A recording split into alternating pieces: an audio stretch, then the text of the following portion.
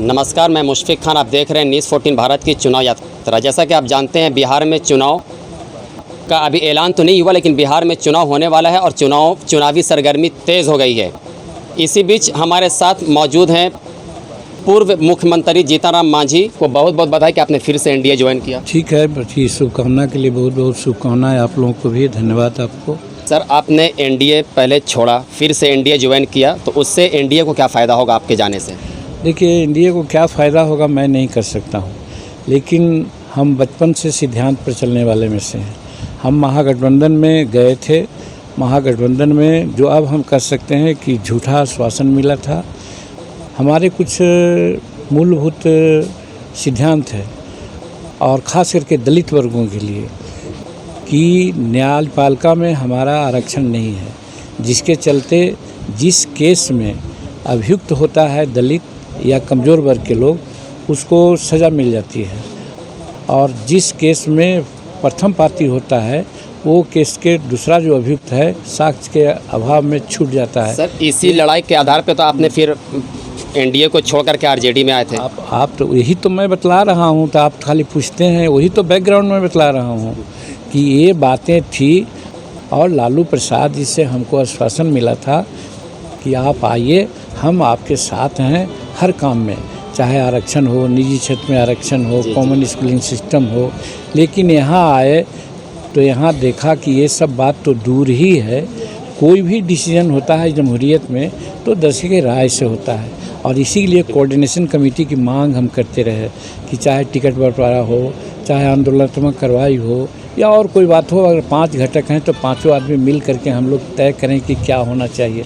इस बात को 6 महीना हुआ, 2 महीना कांग्रेस के साथ हुआ, 8 महीना आश्वासन मिलते रहा, और ये बातें पूरी नहीं हुई। तब फिर हम महागठबंधन छोड़ करके एनडीए में चले आए। सर, एक चीज़ और है कि जब आप एनडीए में गए हैं तो एक नया भूचाल हुआ है आपके पोस्टर को लेकर के, कि जो आपने पोस्टर जारी किया पटना शहर के अंदर, जिसमें लोजपा के किसी नेता का नहीं था, जिसके ऊपर चिराग पासवान भी काफ़ी हमलावर हुए हैं। इसके पीछे क्या वजह थी? देखिए, ये सब पोस्टर बार चलते रहता है, इसमें कहीं कोई बात नहीं है। न नाम होने के पीछे एक बात है। हम सवाल करते हैं चिराग पासवान के पिताश्री से, जो रामविलास पासवान जी हैं। जिस समय 2 अप्रैल 2018 को समूचे हिंदुस्तान के दलित रोड पर बैठ गया था, यही schedule caste schedule tribes atrocity act के खिलाफ जो सुप्रीम कोर्ट ने संशोधन पेश किया था, उस संशोधन के खिलाफ लोग बैठ गया था। उस समय हम जो लोग बैठे हुए थे उसको लुचे लफंगे का नाम लेते थे। खैर, पार्लियामेंट ने इसको पास किया, इसके लिए नरेंद्र मोदी जी को धन्यवाद हम लोग दिया है, आज भी देते हैं।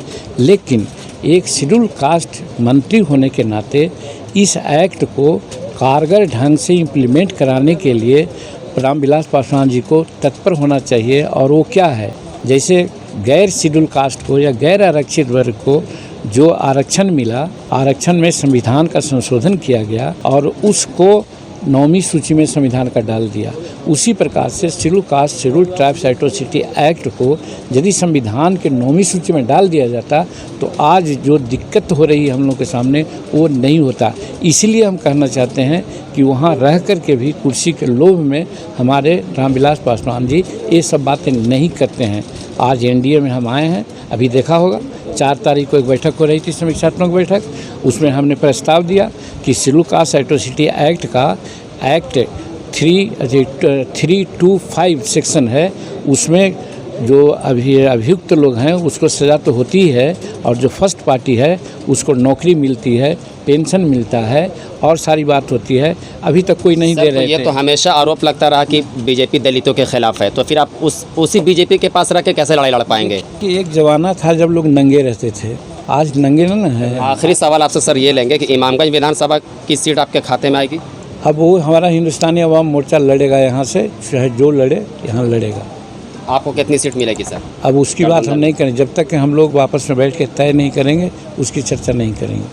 बहुत बहुत शुक्रिया हमसे बात करने के लिए। तो यह थे हमारे साथ पूर्व मुख्यमंत्री जीतन राम मांझी, और इनका यह कहना है कि अभी सीट का लेकर के बंटवारा नहीं हुआ। जब बैठक होगी उसके बाद फिर निर्णय होगा, और इमामगंज विधानसभा हर हाल में हमारे खाते में आएगी। कैमरामैन फहद के साथ मैं मुशफिक खान, न्यूज़ 14 भारत, बिहार।